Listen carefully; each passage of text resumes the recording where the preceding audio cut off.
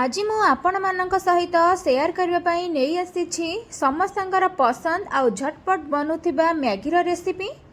आपण तो सबु बेले मैगी को पानी देकी इजी वे रे बनै छंती, किंतु मु आज आपण को देखैबी मैगी रो नुआ स्टाइल रेसिपी। एई स्टाइल रो मैगी छोटो बड़ समस्त को पसंद आसीबो। ताहले डेरी कहीं भिडियोटी को फुल वॉच करंतु। भिडियोटी भल लगिले लाइक करेंगे, शेयर करेंगे। आपण जदि मो चैनल ले नुआ ताले सब्सक्राइब करिदेबे। नमस्कार, मु रोजालिन आपण मानकु स्वागत करुछि RSNV होम कुकिंग को। प्रथमे मु गोटे जगह रे पानी को गरम करके नै जाइछि। पानी भल कि गरम होई साला परे सेथिरे हमें मैगी को देई दबा। तो एठी मु पानी भल कि गरम होई साला परे दुईटी मैगी यूज करिछि। आपण जदि अधिक क्वांटिटी रा मैगी बनेबा को चाहउचंदी ताले सही अनुसार आपण मैगी यूज करिवे। एबे हमें सेथिरे गोटे स्पून तेल देई दबा। तेल दे साला परे हमें एबे एहा को एपट सेपट टिके करि नबा। एठी देखंतु मैगीटा हमर पूरा परफेक्टली हेई गलानी। आपण ए स्टेज रे जमारू भी मैगी को सिजेबेनी। सिजिले हमर मैगीटा टिके सिजाड़िया हो जिवो। तो सेथिबाई आपण गोटा थाउ थाउ आपण एहा को छाणी नेबे। आपण को मु एठी चेक करके देखाई दोछि, आपण भी ठीक एमिति ही करि नेबे। एठी हमें मैगी को भल से छाणी के नहीं आसी छे। एबे हमें चलंतु नुआ स्टाइल रे मैगी बनेबा। हमें तो मैगी रे पानी देकी मसला देकी इजो वे रे करि नउथिले, किंतु हमें आज नुआ स्टाइल रे बनेबा मैगी। तो प्रथमे मु एठी करेई नहीं जाइछि। करेईटा टिके गरम होई साला परे सेथिरे हमें तेल देई देबा। तो एठी मु रिफाइन तेल यूज करिछि, आपण चाहिले सोरिष तेल भी देई परिबे।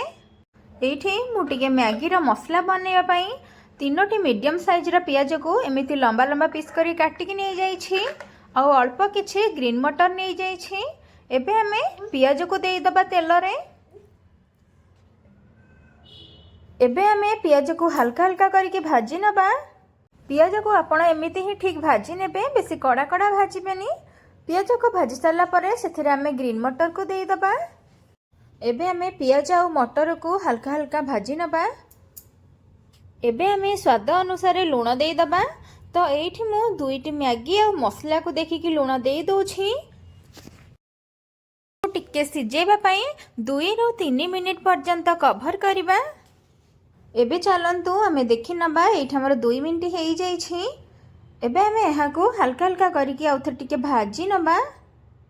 वर्तमान पर्यंत आपण मो भिडियोटी देखिलेनी। भिडियोटी केमिति लागिला प्लीज कमेंट रे मते निश्चिंत जणाइबे। जदि भल लागिथिबो ताले लाइक करिवे, शेयर करिवे। आपण जदि मो चैनल ले नुआ ताले सब्सक्राइब करि देबे। एबे हमें सेथिरे छाणी के रखिथिबा मैगी को देई दबा। सेथिरे देई दबा मसला। तो आमर मैगी रो जो मसला बाहरी थिला सेही मसला ही हमें देई दबा। मु जेमिति बनाउछि आपण ठीक सेमिति ही घरे बनांतु। देखिबे एइटा खाइबा को बहुत ही टेस्टी लागिबो। छोटू बड़ हो समस्त ही पसंद करिवे।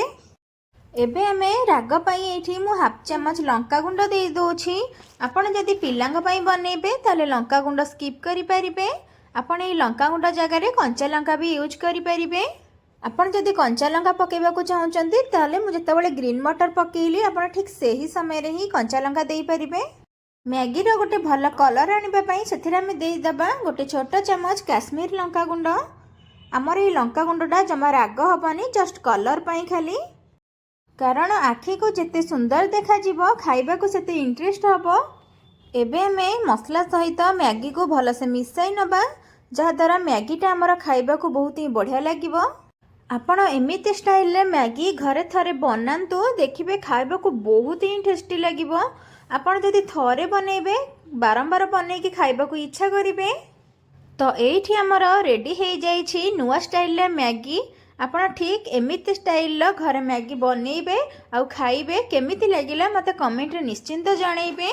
एठी मो गोटे बाउल ले सर्व करि नउछि। आपण जदि मोर आहुरी नुआ नुआ वीडियो देखिबा को चाहउचंती पाखरे थिबा बेल आइकन को ऑल ऑप्शन प्रेस करंतु, जहा द्वारा नोटिफिकेशन आपण पाखु फास्ट जिबो हरी। आपण मोर नुआ नुआ रेसिपी प्रथमे देखि परिबे। एठी हमर तैयारी हो जाइछि नुआ स्टाइल रे मैगी। आपण प्लीज घरे ट्राई करंतु। रहुछि, धन्यवाद।